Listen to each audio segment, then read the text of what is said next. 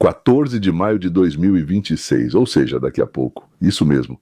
O índice S&P, que reúne as 500 maiores empresas americanas, fechou o pregão em 7.501,24 pontos. Esse é o recorde histórico em 96 anos de existência do índice.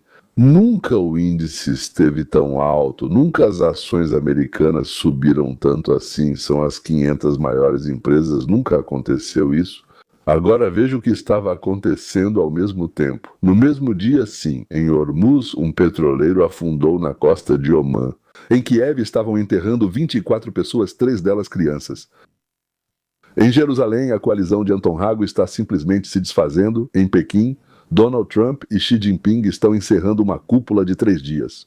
A imprensa escreveu que não houve avanço, não está claro que tipo de avanço eles esperavam. Kostya.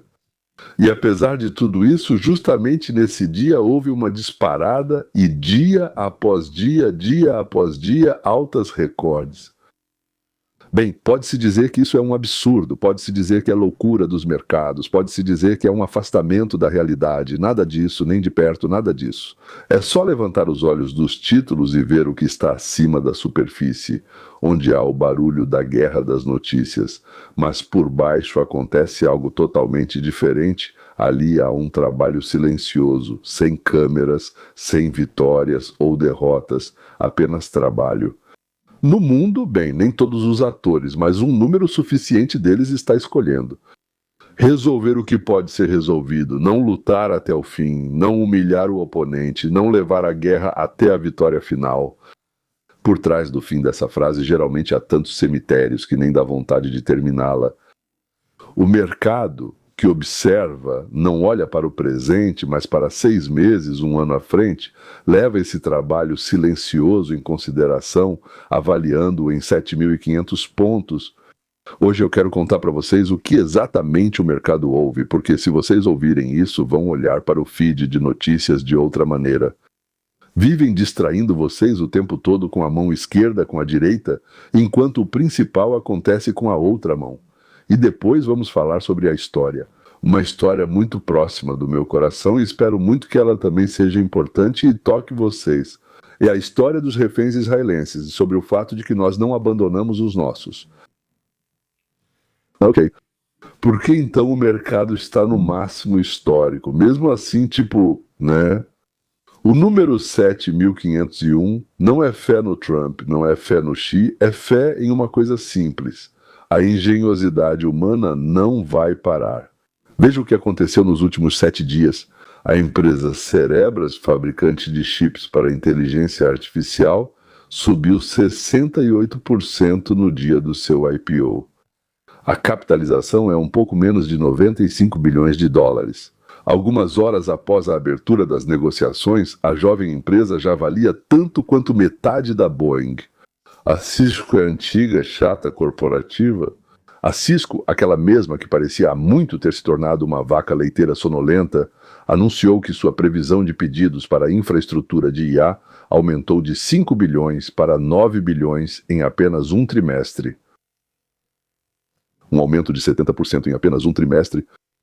Os 7 magníficas, os 7 principais gigantes tecnológicos dos Estados Unidos cresceram em média 2,5% em um único dia, 6 dos 7. O que isso quer dizer em linguagem comum? Vou traduzir agora. Significa que neste momento, neste segundo, no Texas, no Arizona, em Ohio e na Virgínia, estão sendo construídos data centers onde em 2 anos viverá uma inteligência artificial capaz de fazer coisas que, em 1924, ainda eram consideradas pura ficção científica, algo absolutamente impossível.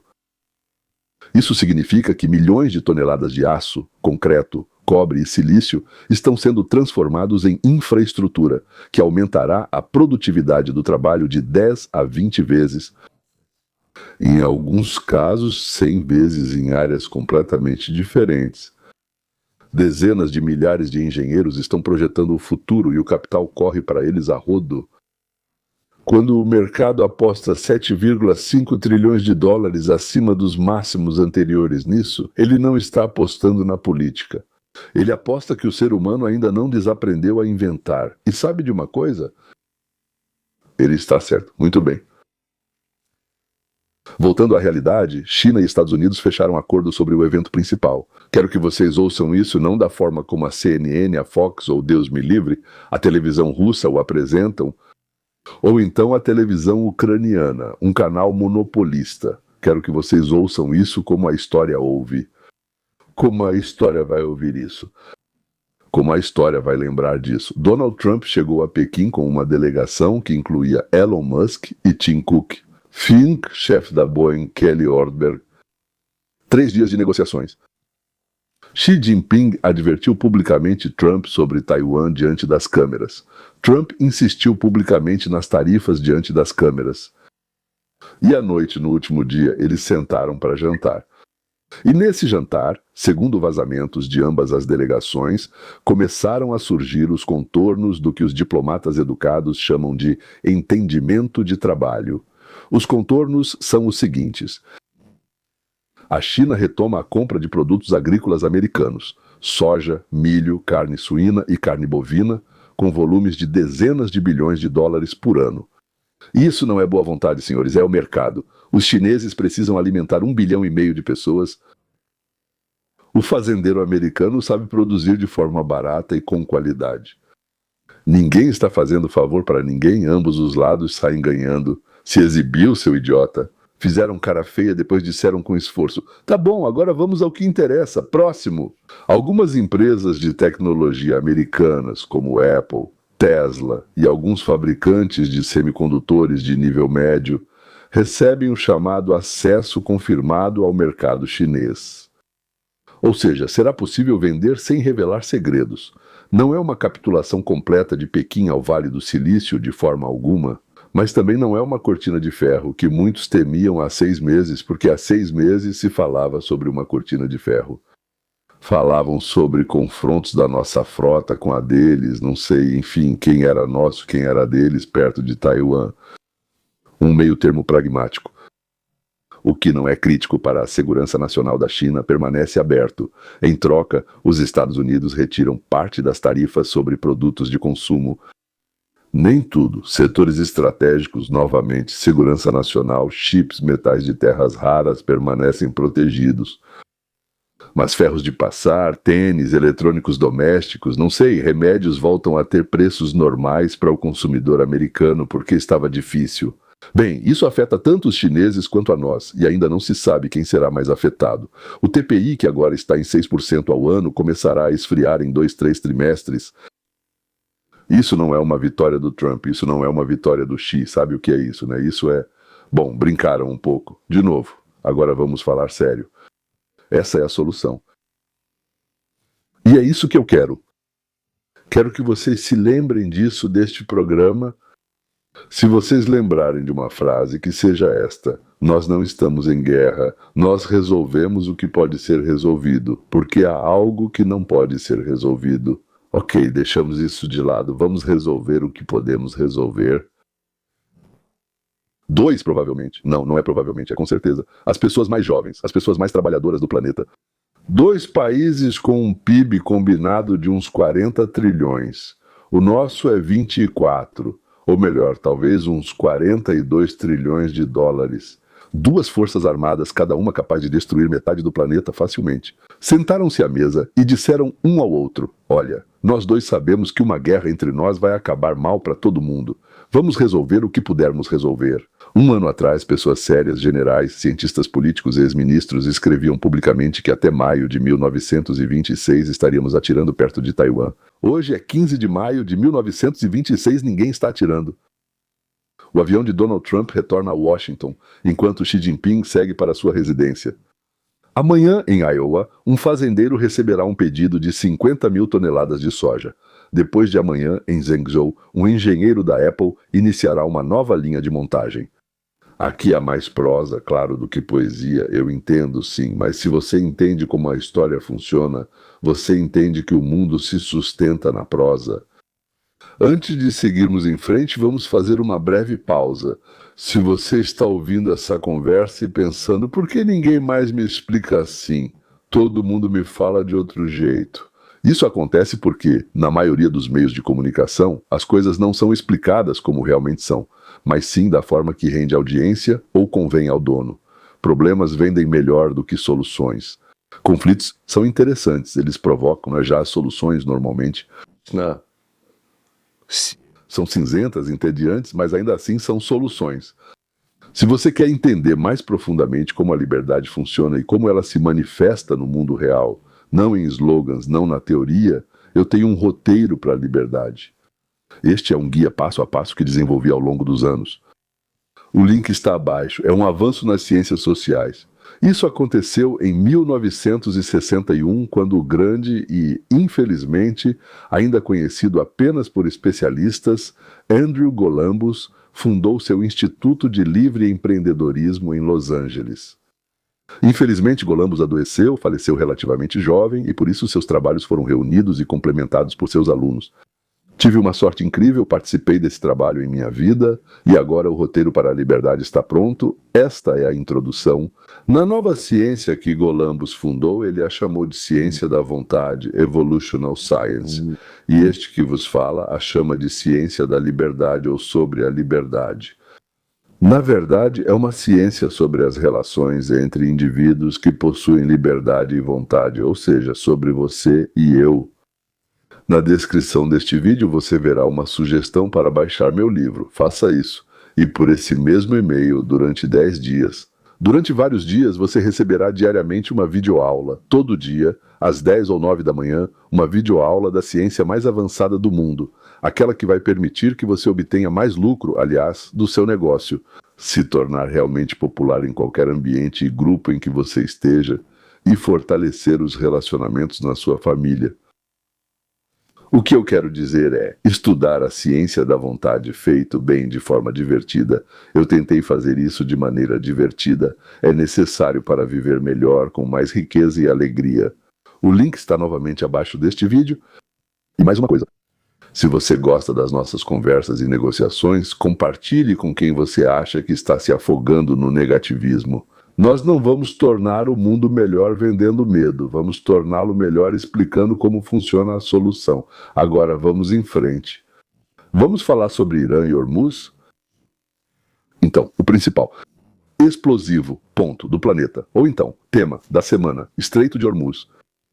Desde 28 de fevereiro deste ano, há uma guerra nessa região. Os Estados Unidos e Israel estão atacando alvos iranianos. O Irã ataca Israel com mísseis, deixando 7.693 feridos. Aliás, em Israel, há 12 soldados mortos e 23 civis mortos. Centenas de navios ficaram presos no estreito. Os preços do petróleo estão disparando, então, 15 a 20%, cada 15 a 20 dólares, não por cento, provavelmente. Toda vez que chega uma notícia sobre a captura de mais um petroleiro. E agora uma pergunta que ninguém quer responder diretamente. Quem se beneficia com tudo isso? Não é o Irã. A economia dele está em ruínas e os jovens estão indo para as ruas. Também não é Israel, onde soldados estão morrendo e o governo de Netanyahu está desmoronando por causa de contradições internas, e não por vitórias militares. Não é a Arábia Saudita, que depende do Estreito de Hormuz para exportar, nem os Estados Unidos, onde o preço da gasolina prejudica a popularidade de Trump.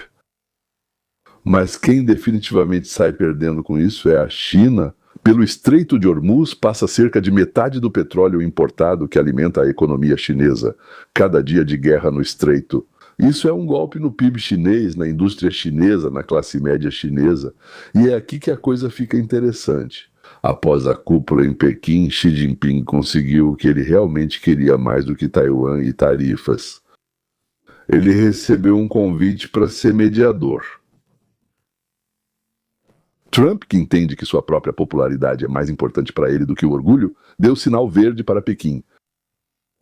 As contramedidas em elaboração estão sendo discutidas ao mesmo tempo em Doha, Mascate e Ankara, e são basicamente assim. Os Estados Unidos e Israel estão gradualmente encerrando a fase ativa da operação. O Irã concorda em entregar o restante do urânio altamente enriquecido, aquele acima de 20% sob controle internacional, digamos assim. Talvez para a China, talvez para outro lugar. O Irã mantém o direito de enriquecer até 5%, ou seja, mantém o direito, mas até 5%, Esse é o nível de energia nuclear para fins pacíficos, não é arma. É o que fazem o Japão, a Coreia do Sul, o Brasil. Inspetores internacionais da AIEA, ou talvez uma comissão especial da China e da Rússia, recebem o direito de fazer inspeções periódicas. Não há presença permanente com a qual o Irã, bem, provavelmente não vai concordar, mas auditorias regulares, uma vez por trimestre, uma vez a cada 6 meses, não sei. O Irã vai negociar até o fim, mas algo assim vai acontecer, uma vez a cada 6 meses, certo? E o mais importante, ninguém consegue exatamente o que queria desde o início. Que digam, isso é ruim, e eu direi, isso é maravilhoso. Israel queria o desarmamento total do Irã e a mudança de regime, mas não vai conseguir. A Arábia Saudita queria que o Irã fosse esmagado e nunca mais ameaçasse Riad, mas não vai conseguir. O Irã queria o reconhecimento de seu status nuclear e o fim de todas as sanções, mas não vai conseguir. Os Estados Unidos queriam a rendição total de Teherã, mas também não vão conseguir, porém todos vão receber o que precisam. O que é necessário? Paz. Injusta, imperfeita, não eterna, não duradoura, apenas paz. E isso, caros amigos, é a política adulta. Política adulta não é a vitória do bem sobre o mal. Política adulta é a menos pior das opções realmente disponíveis. Se ainda não ficou claro, não entrou na cabeça, vou dizer mais uma vez, a menos pior das opções realmente alcançáveis. Quando você entende essa diferença, começa a ler as notícias de forma madura.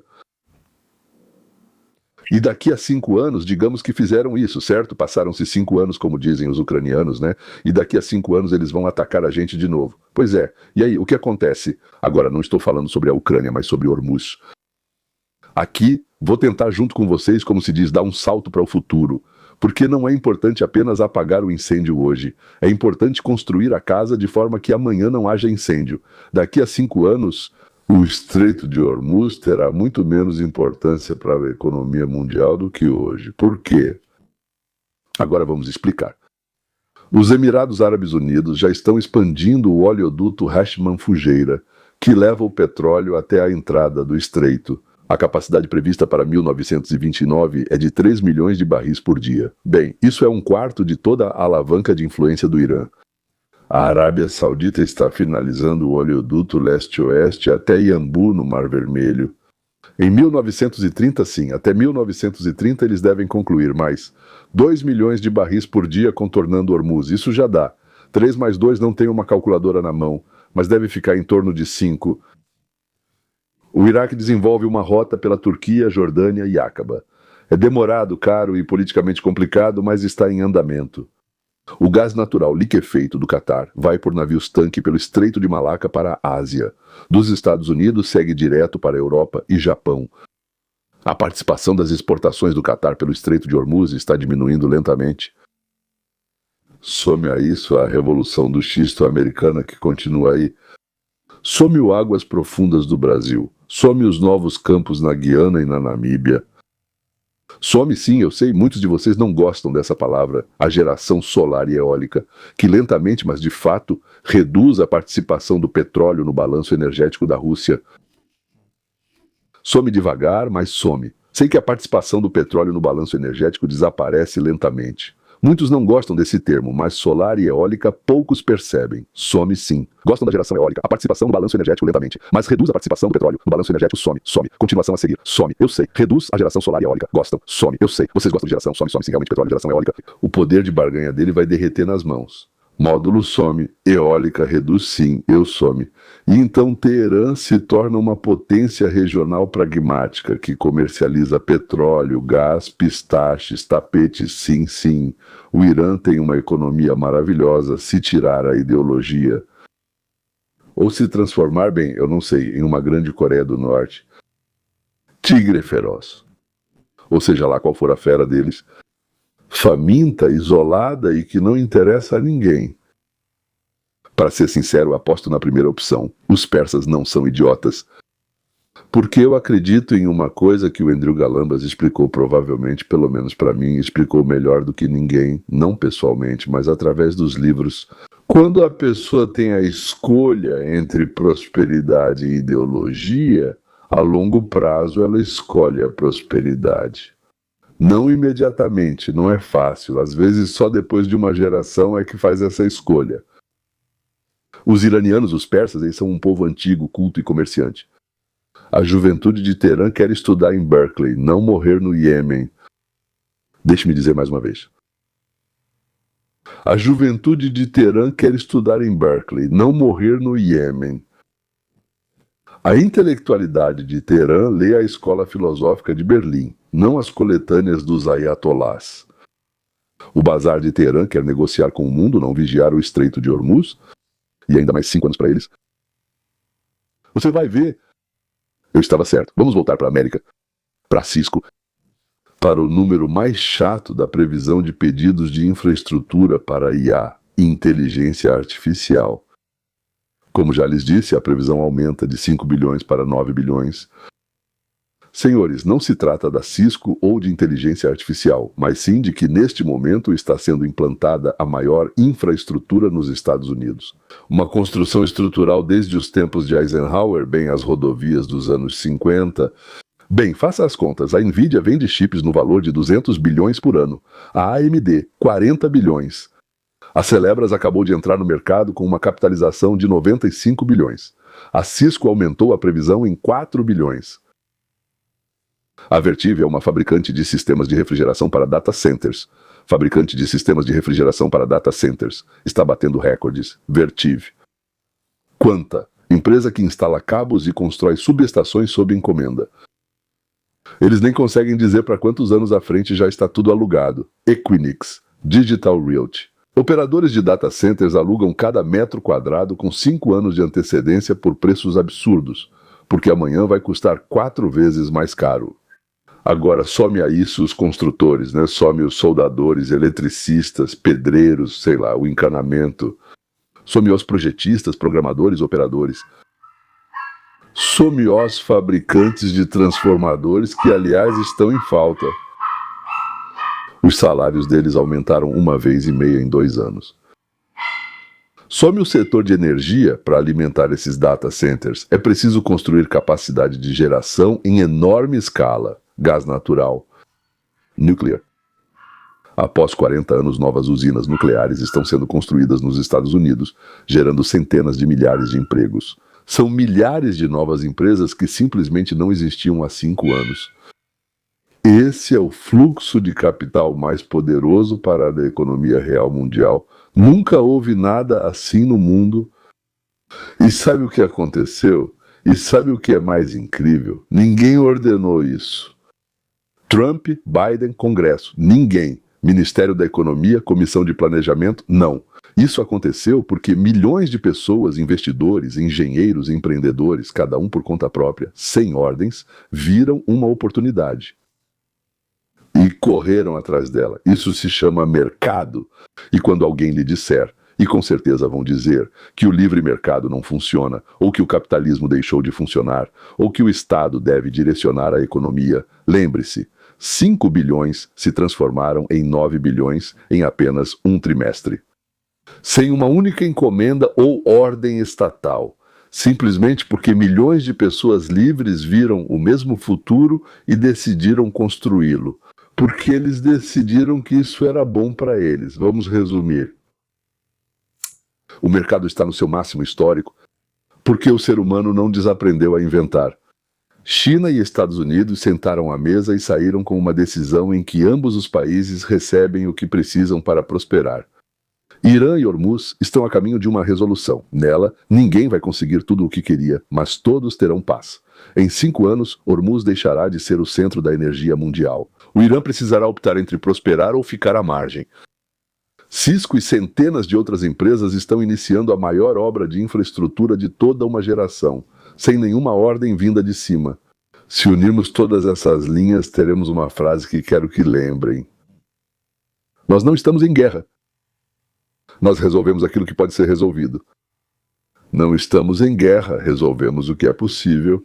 Isso não é um slogan edificante, é a constatação de que em um mundo maduro, em um mundo com mais de 60 anos, desde o fim da Segunda Guerra Mundial, passamos pela crise dos mísseis de Cuba, Muro de Berlim, 11 de setembro e Covid.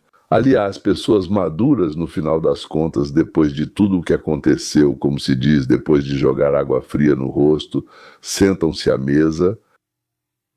Isso não é porque eles passaram a se amar, embora Trump sempre diga que ama todos com quem negocia. Meu Deus, somos tão amigos, não aguento. Com aquele baixinho, gordinho, coreano, também era o melhor amigo, mas é porque eles entendem, a alternativa é pior para todos. E também porque por trás do barulho do conflito existe um desejo humano profundo de viver, construir, amar, voltar para casa. E esse desejo existe tanto nos norte-coreanos quanto nos iranianos, até mesmo nos chineses, sem falar nos sul-coreanos. Berdyaev escreveu que a personalidade move a história, não a massa. Hoje, a história é movida pelas decisões de pessoas concretas.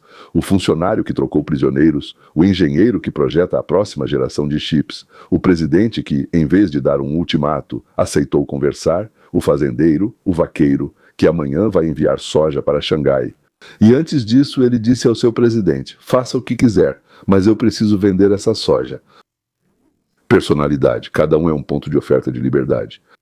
Cada um de nós, com sua decisão sobre o que ler, em quem acreditar, o que aprender, como educar uma criança, acrescenta uma pedra ao edifício que chamamos de civilização. A construção continua. A câmera não a mostra. Então ela continua. Agora vamos falar sobre algo que eu disse e que é muito próximo do meu coração. Histórias que provavelmente nenhum outro país ou exército do mundo tem. 8 de junho de 2024, às 11 horas da manhã, no horário local, no meio do dia, nem à noite, nem na neblina, mas ao meio-dia, sob o sol forte. Sobre o campo de refugiados de Nuseirat, no centro da faixa de Gaza, helicópteros da Força Aérea de Israel decolam. Em 2 prédios residenciais de 5 andares a 200 metros um do outro, mantém 4 reféns. 8 meses, 246 dias. E em 8 minutos eles já estão voando para casa. Existe um princípio em que tudo isso se baseia. Um princípio simples. Nem moderno, nem americano. Em hebraico ele é chamado de Pikuach Nefesh, salvação da alma. Ele tem 2.500 anos. Dele surgiu tudo o que vocês vão ouvir agora. E ele é a única coisa que diferencia uma sociedade livre de qualquer outra. Mas isso é para o final. Vamos começar pelo mais importante, com 5 histórias, 5 operações, quando uma única pessoa foi mais importante do que um exército inteiro. Mais importante que um escândalo diplomático, risco, custo ou qualquer outra coisa. E eu prometo, na última história, em outubro de 2025, vocês vão entender uma coisa. Um Estado que não abandona os seus nunca será derrotado.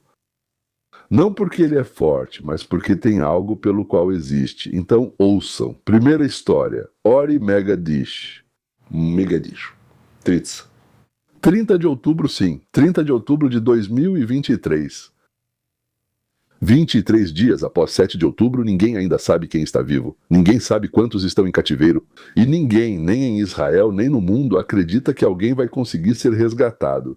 E então chega a primeira notícia. A jovem de 19 anos, Ori Megadish, sequestrada da base Nahal, foi resgatada em 7 de outubro. Operação conjunta do Shin Bet, Forças Especiais e Forças de Defesa de Israel. Os detalhes, como o número de participantes, local do resgate, preço e outras informações, não foram divulgados até agora. Sabe-se de uma coisa: no Hospital Sheba, o pai foi o primeiro a vê-la. Ela estava sentada na cama, enfaixada. Ela se aproximou e disse: "Estou bem, papai." Essa foi a primeira rachadura na parede do terror. A primeira prova de que havia uma saída. Depois disso, todos começaram a esperar. E esperar? As portas vão morrer. Como ninguém. Segunda história. Fernando Marman e Luiz Har. 12 de fevereiro de 2024, Rafa. Segundo andar de um prédio residencial. 2 idosos em um quarto. Fernando Marman, 60 anos. Judeu argentino repatriado. Luiz Har, 70 anos, israelense, também de origem argentina. Ambos foram sequestrados do Kibbutz Nir Yitzhak, 128 dias em cativeiro. Operação Mão de Ouro. 1h45 após a meia-noite, forças especiais do Shin Bet. Combatentes da unidade Yaman, apoio aéreo, Ataque preciso nos prédios vizinhos onde estavam os guardas para cobrir a retirada. A tropa de elite invade o quarto, grita em hebraico. Louis Har levanta as mãos e fala, também em hebraico. Sou um dos seus. Em 20 minutos ambos estão em Tel Hassan, filha de Fernando. Mais tarde dirá uma palavra à imprensa. Nes. Milagre. Em hebraico. Essa foi a segunda prova. Já não era algo isolado, já era um sistema. Terceira história. Operação Arnon no Sayred, 8 de junho de 1924. Aqui está a operação com que iniciei este vídeo. Em junho, os reféns estavam em cativeiro há 246 dias, eles já estavam lá. A maioria eram homens e mulheres jovens. E muitos não se sabe se estão vivos. O exército e o Shin Bet planejaram a operação por 4 meses. 4 meses... Eles mapeiam os apartamentos, usam imagens de satélite, analisam a rotina dos guardas e selecionam pessoas. Isso ocorre em 2 prédios de 5 andares no campo de refugiados de Nosaired, separados por 200 metros. Segundo a inteligência, são 4. Noa Argamani, 25 anos. A garota que o mundo inteiro viu no vídeo de 7 de outubro, ela está sendo levada de moto do Festival Nova. Ela estende as mãos e grita, não me matem. De novo, a foto dela praticamente se tornou um símbolo de 7 de outubro. Almok Meirian, 21 anos, o rapaz do mesmo festival. Shlomi Ziv, 41 anos, segurança do festival. Andrei Kozlov, 27 anos, cidadão da Federação Russa. Veio para Israel de férias, boas férias, foi sequestrado como todos os outros. A operação se chama 7 anos. Depois foi renomeada para Arnon, em homenagem ao homem que pagou por ela com a vida. 11 horas da manhã. No auge do dia, os soldados chegam em motos civis. Carros são Toyotas brancas, normalmente usadas pelos comboios da ONU. As forças especiais saltam. Invadem simultaneamente 2 apartamentos. No primeiro apartamento está Noa Argamani. Os soldados gritam, exército de Israel, viemos te buscar, mas a princípio ela não acredita. Depois ela levanta os olhos e vê um dos soldados das forças especiais totalmente equipado. Ele olha para ela através da mira e diz, você vai para casa, para casa. No segundo apartamento, há 3 rapazes. Os membros do Hamas abrem fogo. O inspetor-chefe Arnon Zamora, comandante do grupo de assalto Yaman, leva um tiro na cabeça. Ele morre a caminho do hospital, mas ele conseguiu. Todos os 4, Noa, Almok, Shlomi e Andrei, entram rapidamente nos helicópteros. 8 minutos, eles estão no ar e, em 1 hora, chegam a solo israelense. Uma cena inesquecível. Noa salta para o concreto em Tel Hashomer. Corre pelo concreto, descalça, se joga no pescoço do pai. E o pai acabou de descobrir que hoje é exatamente o aniversário de morte da mãe dela. Foi assim que Deus quis. Andrei Kozlov, cidadão russo da cidade de Orel, abraça sua mãe russa que chegou a Tel Aviv em 6 de outubro e desde então não deixou Israel. Durante 8 meses, toda manhã ela acordava e dizia, ele está vivo. E nesse dia, 8 de junho, ela estava certa. Essa operação foi estudada depois e ainda é estudada nas academias militares do mundo. O Exército dos Estados Unidos, o SAS britânico, o GIGN francês. Ninguém fez nada parecido em termos de complexidade e precisão. 4 reféns vivos, 1 morto, 8 minutos. E agora a 4ª história, aquela que está mais próxima de vocês, do espectador de língua russa. Sasha Trupanov, 15 de fevereiro de 1925, 28 anos, programador. Nasceu em Nizhny Novgorod. Nos anos 90, a família repatriou-se para Israel. Kibbutz Nir Oz. 7 de outubro, o Hamas entra em Nir Oz. O pai de Sasha, Vitali Trupanov, é morto nos primeiros minutos. Ele protegeu a família. Sasha, sua mãe Helena, sua avó Irina e sua namorada Sapir Cohen são capturados, levados para Gaza. Em novembro de 2023, na primeira troca, 3 mulheres são libertadas. Mãe, avó, namorada, Sasha permanece, Helena Trupanova, mãe de Sasha. Por 498 dias, ela vai a todas as manifestações em Tel Aviv com o mesmo cartaz. Sasha. Nós estamos esperando. Em hebraico, em russo, em inglês. Toda semana, todo sábado, na Praça dos Reféns. 15 de fevereiro de 2025, primeira fase da troca. A mãe, a amiga, durante esta fase, 6 reféns são entregues. Um deles é Sasha. Cena em Roma.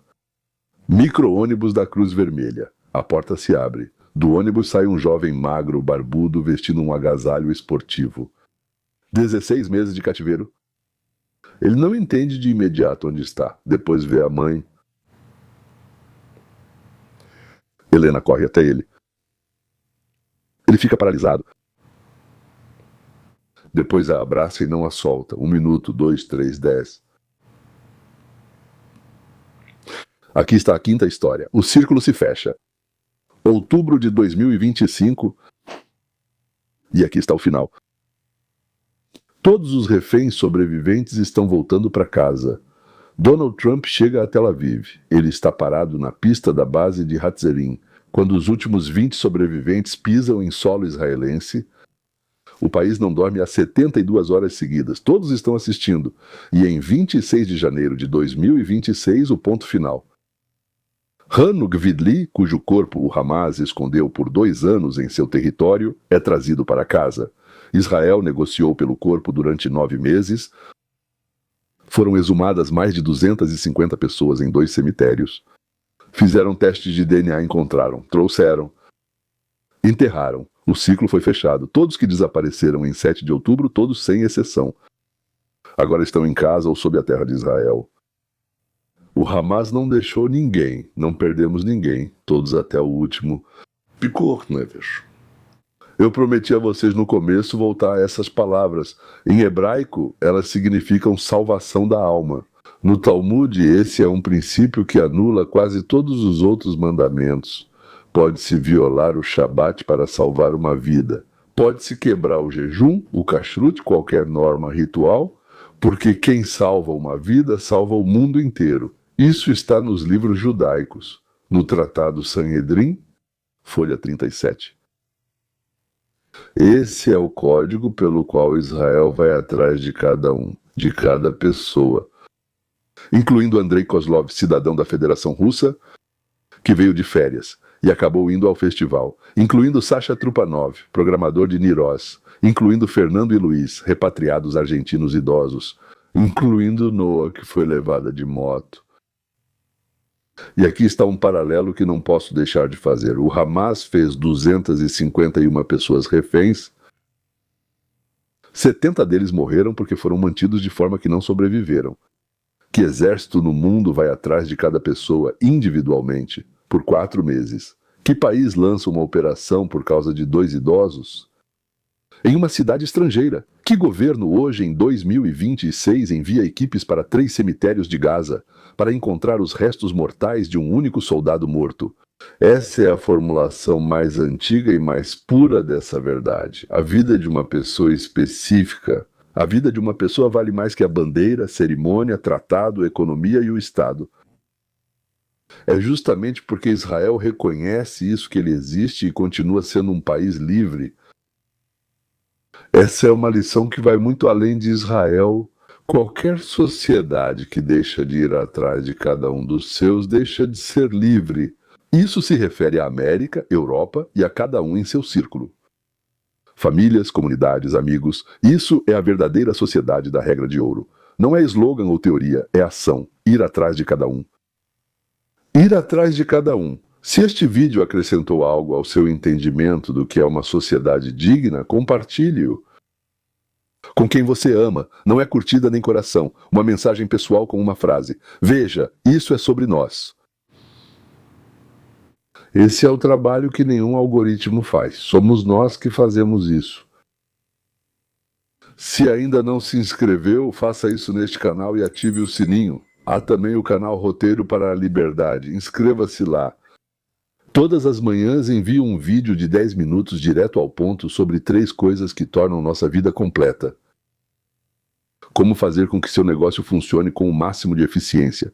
Como fazer com que sua família te adore, sem manipulações, sem barganha de verdade. E como fazer com que seu círculo de amigos aumente e não diminua a cada ano. 3 pilares de uma vida humana normal. Toda manhã, 10 minutos de graça. O link está abaixo do vídeo. Sempre que você compartilha conhecimento com outros, você continua essa história. Não sou eu quem a continua, é você quem continua. Até amanhã. Tenho certeza de que teremos assunto para conversar.